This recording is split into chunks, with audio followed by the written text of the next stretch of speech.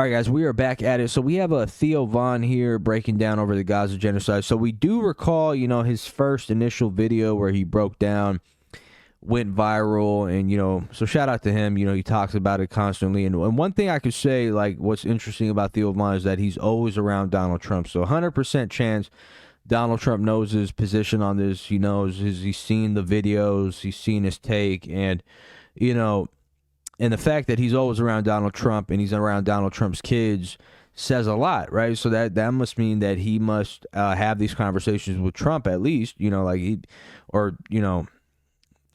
Trump has him around, so he obviously likes what he has to say. So I'm hoping like he has some of that energy with Trump and his family in person, to hopefully do something about this situation because these people are starving there. Let's get into this video. It feels to me like it's a genocide that's happening while we're alive here in front of our lives. And I don't, sometimes I feel like I should say something. I'm not a geologist or geographer or anything like that, so I don't know a lot of some of it I do know though. Like I know the basics of the issues over there. But for me, it's just like how I feel like you see all these photos of people, just children, women, people, body parts, just people like putting their kids back together. And I just can't believe that we're watching that and that more isn't said about it. And so I'm not saying anyone else needs to say anything, but I think I'm just that more isn't said about it by me. So I just, I want to be able to speak up about that I think we're watching probably like, one of the sickest things that's ever happened. And I'm sorry if I've kind of haven't said about it. I've tried to talk about it and learn about it. But I don't know. Maybe I just wanted to say something. I don't even know what to do.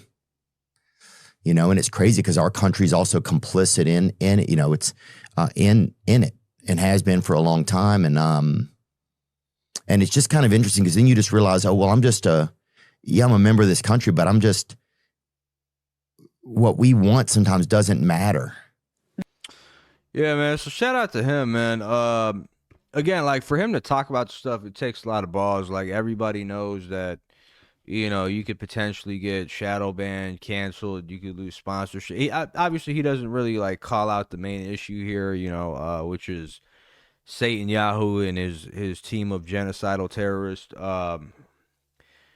But again, like he's obviously talking about the stuff that we're seeing on X and like the graphic gore images that are honestly you probably don't even see it in a movie. Like it wouldn't be something you'd even see in a movie. It'd be it's like the worst thing you can possibly fantasize is happening there. And that's just the reality of war and the situation. But we've never seen really a war that was strictly targeting women and children, right? Like that's never happened. This is probably the first time in history where you have a lunatic genocidal government